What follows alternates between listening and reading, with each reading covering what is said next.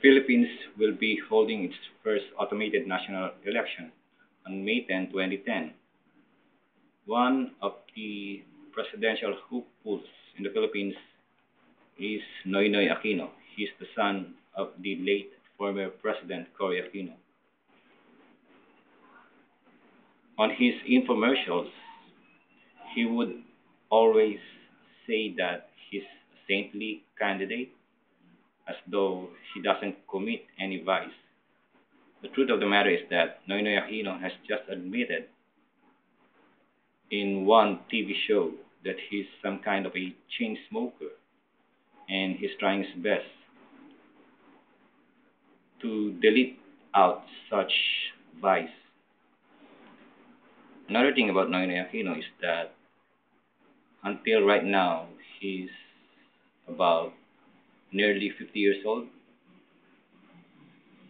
Such guy is still unmarried, and when he becomes president, or if ever he becomes president of the Philippines, the next first lady would be his sister, Chris Aquino.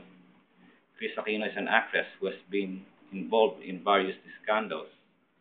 So, Chris Aquino running the Malacanang Palace as a first lady would be somehow very confusing to the would be Noynoy administration because she might turn out to be a scandalous first lady. Another thing about Noynoy Aquino is that he has served the Hacienda Luisita, his own farm. I mean, that's the family-owned farm of the Aquinos. And Noynoy Aquino, as one of its main managers,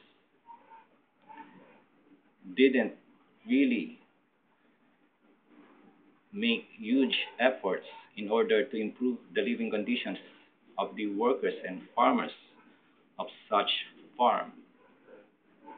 The farmers and workers of such Hacienda Luisita or the Coangco Aquino owned farm called Hacienda Luisita, farmers and workers there up to right now are still poor. They are living in dire conditions. Their children, uh, most of their children, or most of the children of the farmers there, can barely go to school because of lack of funds.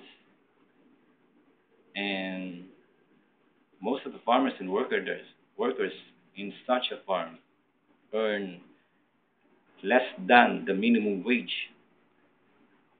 Another thing about such hacienda is that the farmers there are still asking for justice. About more than a dozen farmers had been killed in such hacienda way back in the early 2000s, and such peasants have been asking justice for their fellow workers and farmers who had been killed there. And Noynoy Aquino, as one of its main managers, one of the main owners of the Hacienda Luisita, did not make huge efforts to give justice to those fallen farmers and workers. So how can Noynoy Aquino consider himself as a saintly candidate when there are still lots and lots of injustices in their family-owned farm? Such is a big question that Noynoy Aquino should answer right now. I don't think he is a saintly candidate. I think Noynoy Aquino is just another traditional politician wanting to be the president of the Philippines.